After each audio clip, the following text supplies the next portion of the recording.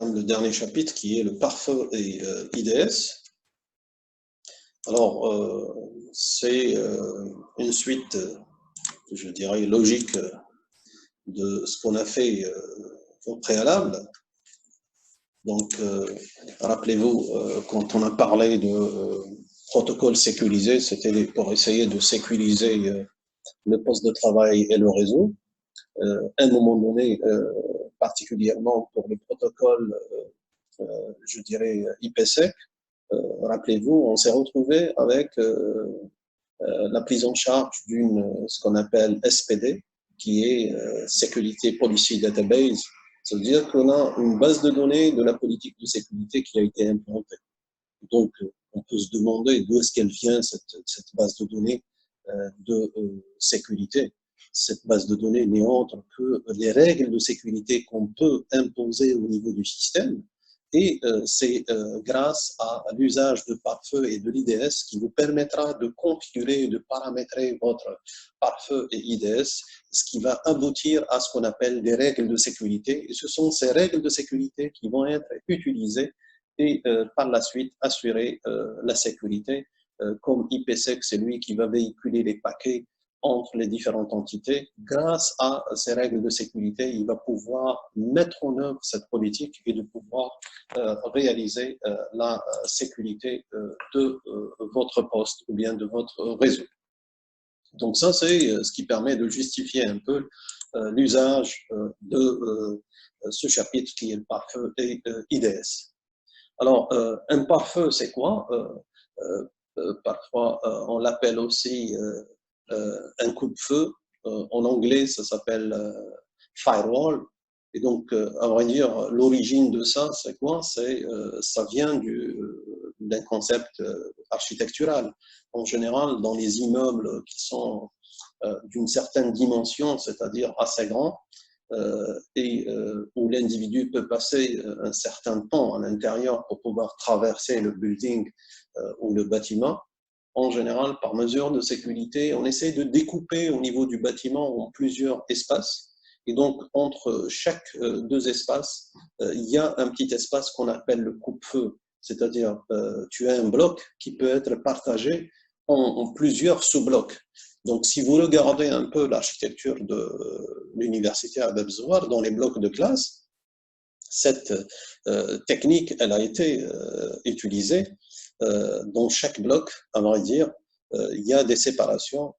Vous avez la séparation qui est au milieu et vous avez une séparation à gauche et à droite qui est utilisée. Particulièrement, vous avez des entrées et des sorties au niveau de chaque élément. Et au niveau des entrées et sorties de chaque élément, ce qu'on peut constater, c'est que on essaye d'avoir du vide. Alors, ce vide-là, c'est ce qu'on appelle le coupe-feu ou bien le firewall. Ça veut dire quoi? Ça veut dire que si dans une partie du bloc, il y a un feu, bien entendu, ce feu peut s'estomper dès qu'il arrive à cet espace. Pourquoi? Parce qu'il n'y a pas une liaison de la structure du bloc. Donc, on essaie de faire des séparations, ce qui permettra d'isoler les parties à l'intérieur d'un bloc. C'est un peu l'esprit du firewall en informatique qui a été créé. Donc, le firewall au niveau de l'informatique, et ça, c'est dans la foulée, beaucoup de solutions informatiques se sont inspirées de la réalité, c'est-à-dire des choses qui existent autour de nous. On essaie de les adapter et de les mettre comme une solution informatique à un problème donné. C'est la même chose, le problème qui existe au niveau informatique, c'est le problème de sécurité. Donc, on essaye de trouver les solutions qui permettent d'assurer la sécurité en informatique, parmi lesquelles il y a le firewall. Et donc, vous voyez que le firewall, son but, c'est quoi? C'est de protéger un réseau local ou un poste de travail. Donc, ça veut dire quoi? Ça veut dire qu'il y a des risques de sécurité. Un moyen de le faire, c'est de mettre en œuvre ce firewall qui permet de protéger. Alors, comment protéger? Ça veut dire que tu dois avoir des mesures qui permettent de protéger le poste de travail ou le réseau grâce à une politique de sécurité. La politique de sécurité, c'est quoi? C'est en général, ça peut se résumer par des règles simples qui consistent à dire, tiens, je ne fais pas ceci, je fais cela, telle chose est admise, telle chose n'est pas admise, etc. Et donc, on arrive à répertorier l'ensemble des actions qui peuvent être tolérées et celles qui ne peuvent pas être tolérées. Et c'est comme ça qu'on arrive à assurer la sécurité de notre poste de travail ou bien de notre réseau. Alors, voici l'architecture du firewall. Alors, en général, le firewall peut exister sous deux formes différentes. Donc, c'est un dispositif qui peut être physique. Ça veut dire quoi? Ça veut dire que c'est un boîtier, etc., qu'on peut raccorder à notre poste de travail ou bien à notre réseau. Ou bien comme ça peut être un truc logiciel, c'est-à-dire c'est un programme qu'on va installer au niveau d'un poste de travail ou un serveur, etc., qui, dans la finalité, ça permettra effectivement d'assurer la sécurité. Donc, si je prends un réseau quelconque et je mets un firewall, l'idée c'est quoi? C'est que je peux, dans ce système, distinguer deux parties. Donc, vous avez la partie réseau local, ça veut dire que c'est votre propre réseau. Et donc là, toute la partie qui vient après ce mur-là, c'est votre réseau local. La partie qui vient au-delà de ce mur-là, c'est le réseau externe. Et donc là, il suffit de réaliser un ensemble de règles de sécurité, parmi lesquelles, regardez, vous avez des flux de communication qui existent. Vous avez en général deux types de flux. Vous avez un flux entrant et un flux sortant. Donc, ce qui peut passer, c'est considéré comme un flux qui est autorisé. Par contre, celui qui n'arrive pas à passer le mur d'un côté comme de l'autre, par exemple ici, regardez, vous avez un flux entrant et qui est interdit. Ça veut dire que j'interdis qu'un certain type de flux puisse entrer dans le réseau local. Et donc ça, c'est un moyen qui permet justement de protéger votre réseau local en mettant en œuvre ces règles ou ces politiques de sécurité qui permettent de dire qu'est-ce qui est autorisé, qu'est-ce qui n'est pas autorisé. Et c'est comme ça que j'arrive à protéger mon réseau local ou bien de protéger, dans le cas le plus simple, de protéger mon poste de travail. Alors, dans certaines situations, vous avez dans le firewall cette vision de tout à l'heure. C'était une vision simpliste. Pourquoi? Parce qu'il y avait, je considérais deux choses. Je considérais le réseau local d'un côté et le reste, c'est-à-dire le réseau externe de l'autre côté. Donc, d'une part, vous avez votre réseau local, de l'autre côté, vous avez le réseau externe, qui peut être Internet ou n'importe quel réseau tierce qui existe. Alors, dans la première des cas, c'est que le firewall, on distingue, à vrai dire, deux interfaces. Une interface interne, c'est lié au réseau local, et je peux avoir une interface externe, celle qui est liée à l'extérieur de notre réseau local. Si on fait les choses uniquement de la sorte, on risque d'être un peu coincé. Pourquoi? Parce que dans la pratique, dans un réseau, vous pouvez avoir un certain nombre de services qui sont nécessaires. Je prends un titre d'exemple, dans une entreprise, elle a son réseau local, mais elle veut bien communiquer avec l'extérieur. Donc, comment elle communique avec l'extérieur? C'est qu'elle doit mettre en place un serveur de messagerie. Donc, le serveur de messagerie, c'est vrai qu'il fait partie du réseau local, mais il faudrait qu'il soit accessible de l'extérieur. Et donc, on ne peut pas le mettre au même titre que tous les postes de travail du réseau local. Un autre exemple, c'est quoi? C'est la même entreprise, elle peut, je dirais, mettre en place un système publicitaire à travers un site web. Et donc, ce site web-là, si on veut le mettre, il faudrait qu'il soit accessible de l'extérieur. Et c'est comme ça que les entités externes puissent voir le site web et de pouvoir découvrir l'information et découvrir l'entreprise et qu'est-ce qu'elle peut offrir. Donc, cette situation fait que, pour des raisons de sécurité, donc on ne peut pas appliquer les mêmes règles parce que pour les règles concernant les postes de travail internes, elles sont soumises à des règles qui sont strictes pour dire à un moment donné, ce poste de travail, aucun flux externe ne peut y accéder. Donc, automatiquement, ça veut dire qu'on risque de bloquer tous les flux. Et là, pour contourner ce problème, on a créé justement dans les firewalls une troisième interface. Donc, on a une interface qui est externe, une interface interne. Ben, il va y avoir une interface qui est, à vrai dire, le juste milieu entre les deux. C'est vrai qu'elle fait partie du réseau local, mais elle est accessible de l'extérieur. Et donc, ça a permis de créer une troisième interface qui est liée à ce qu'on appelle, qu'elle porte un nom. En général, c'est le nom de DMZ, qui veut dire la zone démilitarisée. Ça veut dire quoi? C'est la zone qui n'est pas soumise à la même protection que celle des postes qui se trouvent dans cette partie qui est le réseau local interne. Donc, elle se trouve à mi-chemin, elle fait partie du réseau local, mais elle est destinée à une communication externe vers l'extérieur. Donc, ce qui est le cas du serveur web, du serveur de messagerie. On peut avoir d'autres types de serveurs, tels que des serveurs FTP qui permettent de faire du download ou bien du upload concernant des applications ou des fichiers, etc. Et donc, vous avez toute cette partie-là qu'on appelle la zone démilitarisée, DMZ, et qui, elle, son but, c'est de pouvoir communiquer avec l'extérieur tout en gardant une certaine, je dirais, sécurité de l'usage. Alors, le firewall, maintenant, on a vu quelle est son utilité, pourquoi qu'on doit le faire, etc. Maintenant, on doit raffiner les choses un peu plus en disant quelles sont les caractéristiques d'un firewall. Parce que si tu veux utiliser un firewall, tu es obligé de fixer des règles d'usage de ce firewall pour pouvoir atteindre les objectifs de sécurité que tu t'es fixé au préalable. Alors, première règle qu'on doit mettre en place, c'est que ça veut dire que ton firewall, il faudrait le positionner au bon endroit, de telle sorte que la première règle soit satisfaite. Tout trafic entrant ou sortant doit transiter par le firewall. Et donc là, dans un réseau local, tu ne vas pas mettre le firewall dans un poste de travail quelconque. Et là, ça veut dire que les autres postes de travail, ils peuvent transiter dans le réseau sans passer par ce poste de travail. Ce qui pose problème, ça veut dire que la règle de sécurité ne sert pas à grand-chose, elle va servir uniquement à ton poste de travail.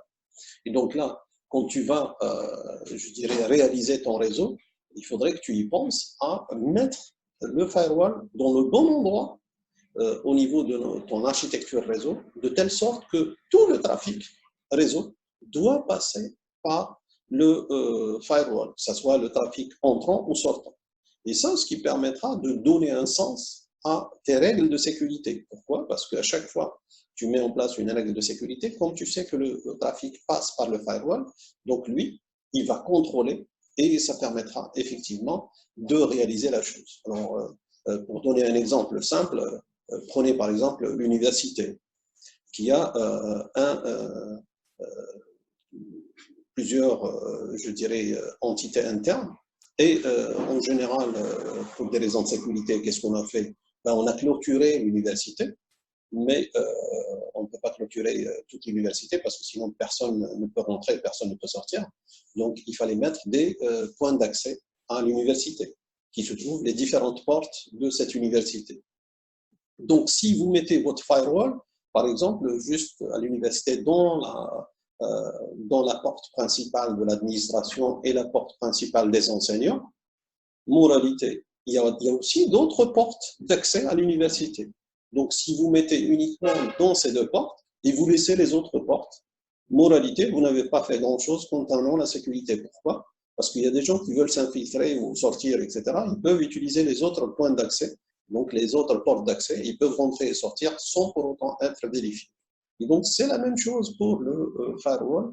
Il faudrait penser à mettre le firewall au bon endroit pour pouvoir contrôler tout le flux qui rentre et qui sort dans votre réseau. Deuxième élément essentiel, seul le trafic autorisé, défini par la politique de sécurité locale, peut transiter par le firewall. Ça veut dire quoi? Ça veut dire que quand tu mets en place ton firewall, si je reprends l'exemple de l'université, en général, tu as des agents de sécurité qui sont dans les portes. Ces agents de sécurité doivent appliquer la politique de sécurité de l'université. Pour dire quoi? Pour dire que dans leur mise en œuvre, ils ont des règles de sécurité du style seuls les enseignants d'université peuvent rentrer, les étudiants d'université peuvent rentrer, les travailleurs d'université peuvent rentrer. En général, les personnes étrangères, c'est soumis à des conditions particulières pour dire une personne étrangère, elle va entrer, elle va aller à quel service, quelle personne, etc., en prenant note de ces informations pour dire à quelle heure il est rentré, à quelle heure il est sorti, etc. Et donc là, vous voyez que la politique de sécurité, elle est bien définie pour dire voici ce qui est autorisé, voici ce qui n'est pas autorisé. Et donc là, toute personne qui est étrangère, de facto, elle n'a pas le droit de rentrer à l'université, sauf dans des cas particuliers. Et donc là, c'est comme ça qu'on définit la politique de sécurité. Et pour dire que seul le trafic autorisé, défini par la politique de sécurité, peut transiter par la firewall. C'est-à-dire que le firewall permet le passage du flux, qu'il soit entrant ou sortant, à condition qu'il est autorisé par la politique de sécurité. S'il n'est pas autorisé, on ne peut pas permettre l'entrée du flux et encore moins la sortie du flux. Alors, autre chose, en général, le firewall, en général, on essaie de mettre en place un firewall qui est immunisé contre la pénétration. Ça veut dire quoi? Ça veut dire qu'il ne faudrait pas que le firewall lui-même soit corrompu. C'est pour mettre le lien avec la réalité, vous avez des agents de sécurité. Si vous mettez en place des agents de sécurité qui ne sont pas sérieux, et c'est des gens qui ne travaillent pas, qui ne font pas le boulot, ça ne sert à rien de mettre en place ce firewall. Pourquoi? Parce que ce gars-là, il ne fait pas son boulot et du coup, ça veut dire qu'il ne va pas appliquer la politique de sécurité. Et il peut laisser n'importe qui rentrer, n'importe qui sortir, etc. C'est la même chose pour le firewall. On doit avoir un firewall qui est immunisé contre la pénétration. Ça veut dire quoi? Ça veut dire qu'on doit mettre en place des mécanismes qui permettent de préserver le firewall lui-même, puisque le firewall peut être un programme. Donc, il faudrait que ce programme-là ne soit pas altéré. Alors, comment on peut s'assurer qu'il n'est pas altéré? Un des moyens, une des techniques qui est utilisée, c'est que le firewall lui-même, il doit avoir sa signature, c'est-à-dire qu'il doit y avoir son haché signé, etc. Et périodiquement, on peut vérifier sa signature pour dire qu'il est toujours correct, c'est-à-dire calculer le hash du programme et faire sa signature. Si on voit qu'il n'y a pas de changement, ça veut dire que le programme n'a pas été altéré, n'a pas été virusé. Et c'est comme ça qu'on assure la pérennité de la règle de sécurité. Et bien entendu, il dépend aussi du système d'exploitation, c'est-à-dire que le système d'exploitation lui-même n'est pas, je dirais, altéré, parce que lui, il fonctionne dans un système d'exploitation. Il ne faudrait pas que le système d'exploitation lui-même soit altéré. Et donc, en général, le firewall est toujours protégé par des mécanismes qu'on verra par la suite, par exemple les IDS ou bien les antivirus, les programmes antivirus qui existent, qui peuvent vérifier en permanence les programmes du système d'exploitation pour dire que ces programmes n'ont pas été altérés, n'ont pas été changés. Ce qui permet de dire que notre firewall, il est toujours, je dirais, intact et qui fait bien le boulot pour lequel il a été dédié. Alors, les caractéristiques maintenant du firewall, donc quand on met en place un firewall, on le met dans un objectif particulier. Donc, on peut avoir différents objectifs et donc différentes visions d'usage du firewall. On peut avoir un firewall dont le but, c'est quoi? C'est de contrôler les services. Ça veut dire quoi? Ça veut dire qu'on va déterminer tous les services Internet qui peuvent être accessibles. Et donc, en général, le firewall peut distinguer justement les services. Pourquoi? Parce que les services, on les distingue en général. Chaque service, grâce aux entêtes IP et bien entendu les ports de communication. Ce qu'il faut savoir, je suppose que vous l'avez déjà vu en module réseau, chaque port de communication, en général, vous avez un ensemble de ports de communication qui sont fixés et qui sont destinés à des services bien particuliers. Donc, vous prenez par exemple le port 80, qui est le port classique de HTTP. vous prenez le port 21 et 23 qui sont pour le protocole FTP, et ainsi de suite. Donc, vous avez pour chaque type de protocole, parce que ça a été standardisé, donc pour chaque type de protocole, vous avez des ports de communication qui sont utilisés. Et donc, en analysant les entêtes avec les ports de communication, je peux avoir un firewall qui permet de décider à un moment donné que tel service Internet est toléré, c'est-à-dire autorisé, et tel autre service n'est pas toléré. Et donc, en fonction de ces paramètres-là, il peut laisser passer ou bien ne pas laisser passer le flux en fonction de ces paramètres. Je peux avoir aussi le contrôle, par exemple, qu'on appelle un contrôle dirigé.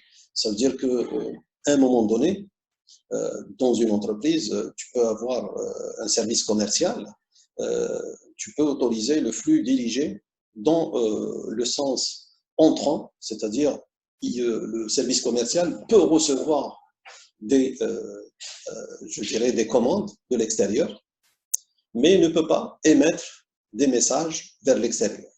Ça, c'est pour des règles de sécurité en général, pour préserver les informations confidentielles de l'entreprise. On essaie d'éviter qu'il y ait échange d'informations de l'intérieur vers l'extérieur, parce qu'on peut exporter la base de données des clients, on peut exporter toutes les caractéristiques techniques du système de production et autres, etc., qui sont des informations confidentielles par rapport à l'entreprise. Et donc, on peut décider à un moment donné du flux pour dire quel est le flux entrant et quel est le flux sortant. Tu peux, pour un service donné, accepter uniquement le flux entrant. Comme pour un autre service, tu peux accepter uniquement le flux sortant. Et donc ça, c'est ce qu'on appelle le contrôle dirigé du firewall. Donc, il arrive à distinguer les flux entrants et les flux sortants. Alors, pour dire comment on distingue les flux entrants et sortants, ben, tout simplement avec les adresses IP. Donc, tu as l'adresse source et tu as l'adresse destination. Donc, entrant, c'est quoi? C'est que la destination, c'est une adresse IP de votre réseau local. Le sortant, c'est quoi? C'est que tu as le destinataire, l'adresse IP destination, elle doit être une adresse qui est en dehors de votre réseau local. C'est comme ça qu'on arrive à distinguer le flux entrant et le flux sortant. Comme tu peux avoir un truc raffiné pour dire c'est un contrôle utilisateur, c'est-à-dire pour certains utilisateurs, tu peux dire à un moment donné que tel flux sortant ou entrant est interdit.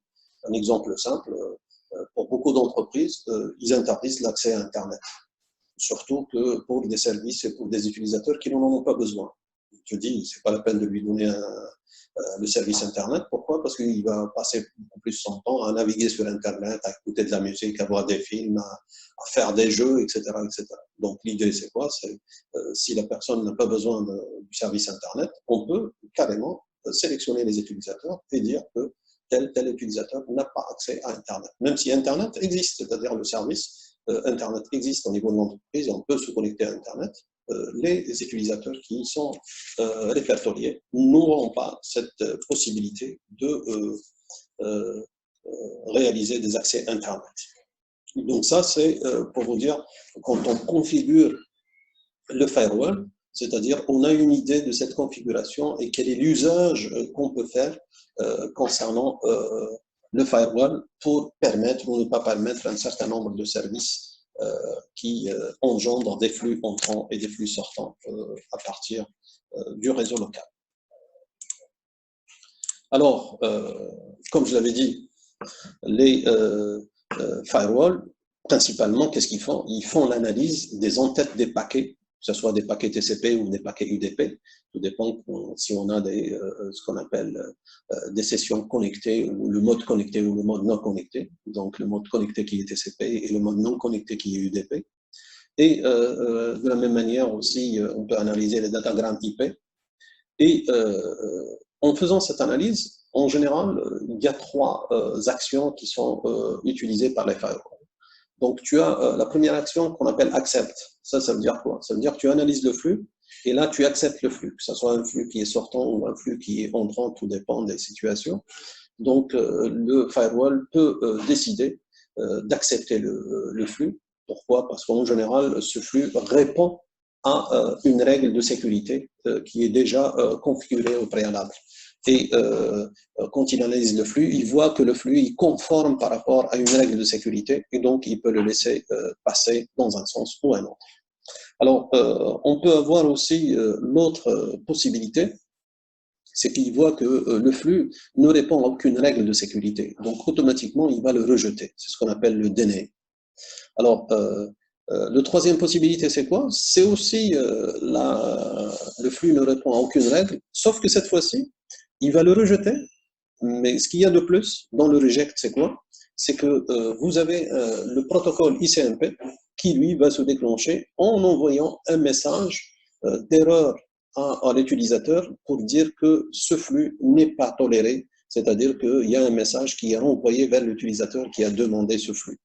Et donc là, la différence entre DNS et reject, c'est quoi? C'est que le premier, il est silencieux. Le deuxième, il est, je dirais, parlant, ou il est bavard, dans le sens où il va indiquer que ce flux n'est pas toléré. Alors, d'une manière pratique, pour mettre en œuvre le firewall, il y a trois possibilités essentielles qui sont mises en œuvre pour avoir des firewalls opérationnels. Alors, la première vision des choses, c'est quoi? C'est le firewall, il va faire ce qu'on appelle un filtrage statique. Ça veut dire quoi? Tu as des flux qui sont entrants, des flux sortants. Lui, qu'est-ce qu'il fait? Son rôle, c'est de filtrer les flux pour dire, il va analyser le flux, il va voir est-ce qu'il reprend à une règle ou pas. Si ça répond à une règle quelconque, il le laisse passer, sinon il va le refuser, etc. Mais l'analyse, elle se fait sur quoi? Elle se fait sur ce qu'on avait dit, l'analyse des entêtes des paquets et les entêtes des datagrammes. Ça veut dire qu'il a des informations qu'il va consulter et sur cette base de ces informations-là, il va décider du sort du flux. Alors ça veut dire que dans la règle de sécurité, on a précisé toutes ces informations qu'on laisse passer et les informations qu'on ne laisse pas passer. Et donc ça veut dire quoi? Ça veut dire que ces informations sont connues à l'avance. Et d'où le nom de filtrage statique. Ça veut dire quoi? Ça veut dire qu'on va filtrer sur la base de connaissances et d'informations qu'on a déjà fixées au préalable. Et c'est pour ça qu'on l'appelle le filtrage statique.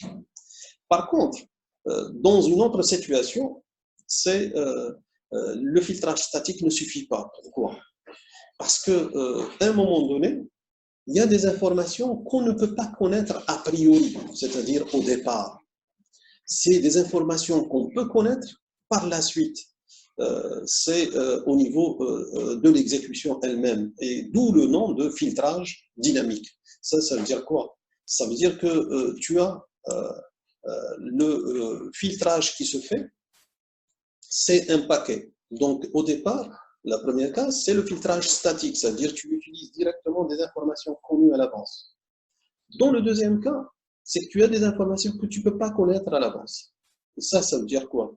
Ça veut dire que ce paquet-là, qui est analysé, fait partie d'un contexte. Et donc, dans ce contexte, il est créé dynamiquement. Et l'analyse, elle va se faire en faisant référence à ce contexte. Et ce contexte, il est créé dynamiquement. Et donc, le filtrage va être dynamique. Et donc, c'est pour ça qu'on parle de filtrage dynamique. On aura l'occasion d'en parler par la suite avec plus de détails concernant ce filtrage dynamique. Et le troisième cas, c'est quoi?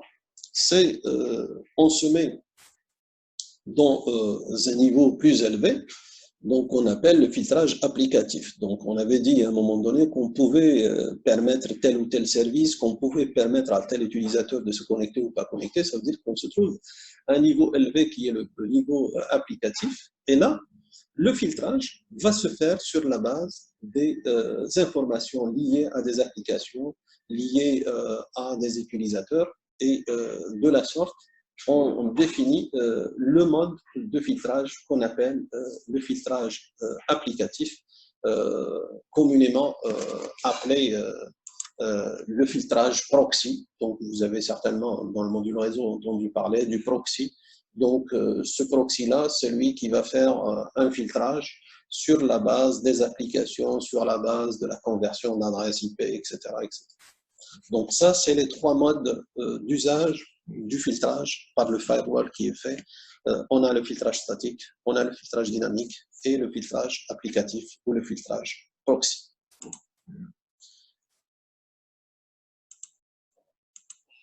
Alors, le premier, ce qu'on appelle le filtrage statique, ou bien le filtrage sans état, ce qu'on appelle stateless filtering. Donc, ça permet de filtrer le flux sur la base des informations qu'on peut saisir a priori. Alors, ces informations, c'est quoi? Vous avez les adresses IP. Donc, ça veut dire que vous connaissez l'adresse IP. Le cas échéant, c'est quoi? Au lieu d'une adresse IP précise, tu peux même préciser une plage d'adresse IP. Et là, ça te permettra de dire telle plage d'adresse IP, elle peut passer ou elle ne peut pas passer, etc. Et tu peux aussi utiliser les ports de communication qui sont tolérés et qui ne sont pas tolérés. Un exemple simple, si tu as une application qui n'est pas installée chez toi, et du coup, il y a des applications qui utilisent des ports de communication assez précises, et là, toi, tu n'as pas installé pas encore cette application. De facto, tu peux décider que tout le flux qui vient vers tel, je dirais, port de communication n'est pas toléré. Pourquoi? Parce que tu sais a priori que l'application qu'il utilise, tu ne l'as pas encore installée. Et donc, du coup, s'il y a un flux qui arrive dans ce sens, ça veut dire que c'est un flux qui est malicieux et c'est un flux qui n'est pas toléré. De la même manière, pour un certain nombre de protocoles qui peuvent être utilisés, donc tu peux décider quel protocole est toléré et quel protocole qui n'est pas toléré. Et tu peux même définir un certain nombre d'applications. Par exemple, la navigation sur web, c'est quoi? Ce n'est autre que le protocole HTTP. Et donc, pour permettre ou ne pas permettre la navigation sur Internet. Donc, moralité, l'idée, c'est quoi? C'est de configurer le firewall. Donc, ce firewall que tu vas configurer, tu vas lister une liste de règles qui permettent de laisser ou ne pas laisser passer le flux de contrôle. Et donc, ces règles-là, dans la littérature, c'est ce qu'on appelle les ACL. C'est-à-dire que vous avez l'Access Control List. L'Access Control List, c'est quoi? C'est les listes de contrôle d'accès qui permettent de définir l'accès à ton système ou ne pas permettre l'accès à ton système. Alors, en général, la mise en œuvre de ces ACL, qui sont des règles, donc on établit ces règles, et en général, ces règles, elles sont établies et exécutées dans un ordre séquentiel et logique. Ça veut dire quoi? Ça veut dire que tu as la liste, comme son nom l'indique. Tu as le premier élément de la liste, le deuxième, le troisième, etc. Et ainsi de suite, jusqu'au bout. Le firewall, qu'est-ce qu'il fait? Quand il y a un paquet qui arrive, il va voir la première règle. Donc là, tel que c'est indiqué par l'organigramme, tu as le contrôle d'entête de paquet. Tu vas voir la première règle. Tu vas voir est-ce que cette règle, elle est applicable ou pas à ton paquet. Si la règle, elle est applicable, tu vas voir que est-ce que tu peux par la suite transférer la règle, le paquet vers la destination, oui ou non. Par exemple, à un moment donné, tu peux trouver un poste de travail qui peut jouer le rôle, ça existe dans la configuration réseau, tu peux faire jouer par exemple à une machine le rôle de routeur. Donc le routeur, qu'est-ce qu'il fait? Il reçoit un truc, un paquet, et ensuite il ne va pas le laisser chez lui. Donc qu'est-ce qu'il fait? Il va le forwarder, c'est-à-dire le router vers un autre endroit. Et donc là, c'est ce qu'on appelle le transfert, pour transférer le paquet soit vers une autre destination, soit le consommer à l'intérieur. Si le paquet, on ne peut pas le transférer, c'est-à-dire que la règle ne peut pas s'appliquer, automatiquement il y a un ACK et automatiquement il est rejeté. Et regardez dans l'autre cas, si la règle n'est pas applicable, ça c'est ce que je fais. Je vais lire encore une règle, ça veut dire quoi? Ça veut dire que je passe à la règle suivante. Donc tu passes à la règle suivante et ça permettra effectivement de tester la prochaine règle. Et ainsi de suite, jusqu'à épuiser toutes les règles qui définissent ta politique de sécurité. Et donc c'est comme ça qu'on arrive à filtrer les paquets en les faisant passer par des filtres. Les filtres, c'est quoi? C'est les règles. Donc, à chaque fois, je vais essayer de passer ça par des filtres, donc du premier jusqu'au dernier filtre. Alors, en général, la dernière règle de filtrage dans les ACL qui existent, ça veut dire en général, ce qui est fait, c'est qu'on teste plusieurs règles.